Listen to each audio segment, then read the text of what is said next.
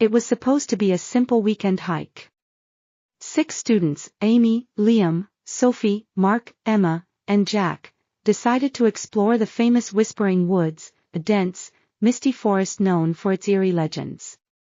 People in the nearby town often spoke about the forest being haunted, but the students laughed off the idea as superstition. "We'll be fine. It's just a forest," Liam had said confidently as they set off. Armed with backpacks, snacks, and a vague map they found online, the group ventured deep into the woods. At first, the hike was peaceful. Tall trees loomed above them, their leaves creating a canopy that filtered the sunlight into golden patches on the ground.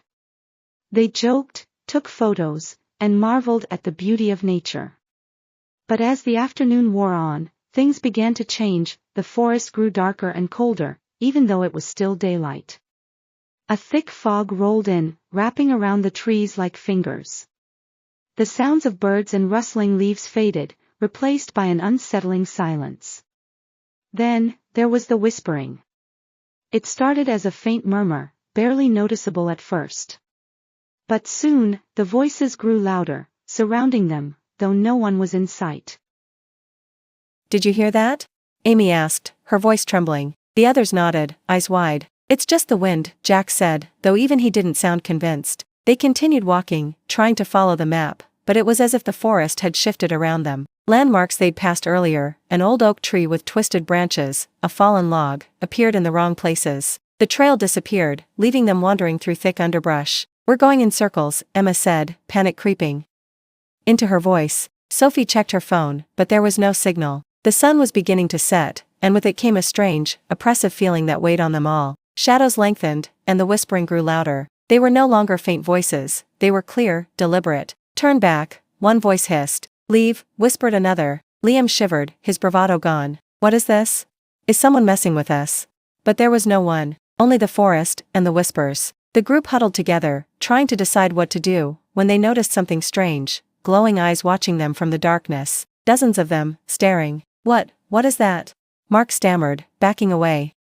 Before anyone could answer, the trees around them began to creak and groan. The ground beneath their feet shifted, roots twisting like snakes. Suddenly, a figure appeared in the fog, a tall, gaunt shape with hollow eyes. It reached out, and the whispering turned into a cacophony of voices, screaming inside their heads. They ran. Branches scratched at their faces and arms as they tore through the forest, trying to escape. But no matter how far they ran, the whispers followed, as did the figure. Amy stumbled, falling to the ground, and when she looked up, the figure loomed over her, its cold, skeletal fingers reaching for her. Just as it was about to touch her, a voice, clearer than the whispers, echoed through the forest. "This way. Hurry."